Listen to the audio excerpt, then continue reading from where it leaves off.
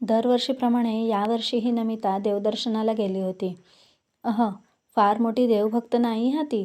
फक्त एकदाच मनापासून हात जोडून उभी राहणार तेवढीच काय ती श्रद्धा. बाकी ती शुद्ध परिपूर्ण नास्तिक, अंधश्रद्धांना बिलकुल खतपाणी न घालणारी, पण तरीही सगळ्या कुटुंबाबरोबर नियमित देवळात जाणारी. तो परिसर एवढा प्रसन्न होता, भाविक आणि श्रद्धाळूंनी पूर्ण भरलेला. सर्वत्र ओटीचे सामान, हार, फुले, मिठाई इत्यादींची रांगेत लागून राहिलेली दुकाने. प्रत्येक दुकानवाला, पुढे आत काहीच सामान मिळत नाही हो ताई, इथेच चपलाही ठेवून जा, आम्ही लक्ष देतो असे बोलून आपलं सामान कसं विकलं जाईल हेच पाहत होता. मंदिराच्या आवारात प्रवेश केला तर 1-2च दुकाने होती. कोल्हापूरच्या महालक्ष्मीचा प्रसन्न भारदस्त आणि प्रशस्त असा आवार होता. एखाद्या नास्तिकालाही प्रसन्नता देऊन जाईल असा. सर्वच देवदेवतांची मंदिरे होती. जणू एका देवापासून सुरू केलं की सगळे देव आपल्याला दर्शन देणार. आणि मध्यभागी महालक्ष्मी मातेचे भव्य दिव्य देऊळ, दगडी आखीव रेखीव नक्षीकामाचा उत्कृष्ट नमुना.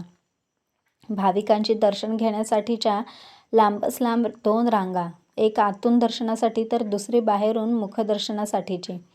सगळ्या भाविकांच्या हाताला देवीला अर्पण करण्यास ओटीचे सामान, हार, साडी, कमलपुष्प असं काही ना काही होतंच. अगदी सहज आणि सारखेपणाने नमिताकडे सुद्धा होतं. सगळ्या रांगेसह नमिताने सुद्धा कुटुंबियांबरोबर दर्शन घेण्यासाठी मंदिरात प्रवेश घेतला आणि थोड्याच वेळात नमिता त्या प्रसन्न महालक्ष्मीच्या खूप छान सजवलेल्या सुंदर सोज्वळ अशा मूर्तीसमोर आली. तिने सगळं सामान पंडितजींच्या हाती सोपवलं, पण ती साडी मात्र देवीच्या पायी स्पर्शून परत स्वतःकडे घेतली.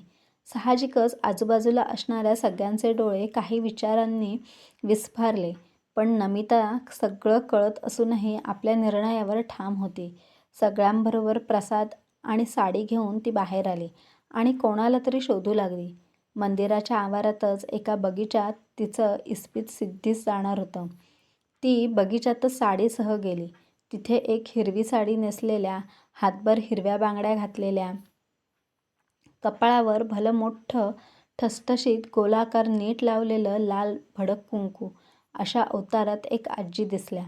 नमिता आजींसमोर जाऊन उभी राहिली आणि त्यांना म्हणाली, "अहो आजी, ही साडी मला तुम्हाला द्यायची आहे, घ्याल का तुम्ही?"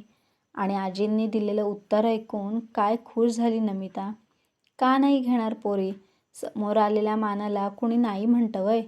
थांबा जरा." असं म्हणून आजी बगीच्या बाहेर लागून असलेल्या एका दुकानात जाऊन एक कापडी पिशवी घेऊन आल्या. आजीने त्यांच्या पिशवीतून 2 छोट्या डब्या काढल्या. नमिता कौतुकाने हे सगळं पाहत होती. त्या डब्यात हळद आणि कुंकू होतं. नमिता आजींना म्हणाली, "अरे वा, हे सगळं ठेवता तुम्ही तुमच्याबरोबर?" "हो, लागतं ना मला, म्हणून ही तयारी." हळद कुंकू काढून त्यांनी नमिताला दिलं. मग काय, तिने ते घेऊन त्यांना लावलं आणि आदराने ती साडी त्यांना हाताला देऊन त्यांच्या पाया पडली. आजीनेही नमिताला हळद कुंकू लावलं आणि प्रेमाने भरलेला हात तिच्या डोक्यावर ठेवून तिला आशीर्वाद दिला. एक प्रसन्न वेगळीच लाट तिच्या अंगात सळसळली. जणू काही महालक्ष्मी मातेने साक्षात स्वतः येऊन तिच्या डोक्यावर हात ठेवून तिला आशीर्वाद दिला होता. नमिता आनंदाच्या लहरी घेऊन निघाली. हे सगळं तिचा नवरा मूल सांभाळत कौतुकाने न्याहाळत होता. अर्थात तिच्या या निर्णयात तोही सामील होताच. नमिता अनिलला, तिच्या पतिदेवाला खूप आधीपासूनच बोलायची की तिला मंदिरातल्या आतल्या देवीला साडी द्यायची काही अडचण नाही, पण त्या साडीचं पुढे काय होतं हे माहीत नाही. काही ठिकाणी तर देवीला अर्पण केलेल्या साड्यांचा लिलाव होतो, पण जर त्या साड्या बाहेरच्या गरजू बायकांना मिळाल्या तर?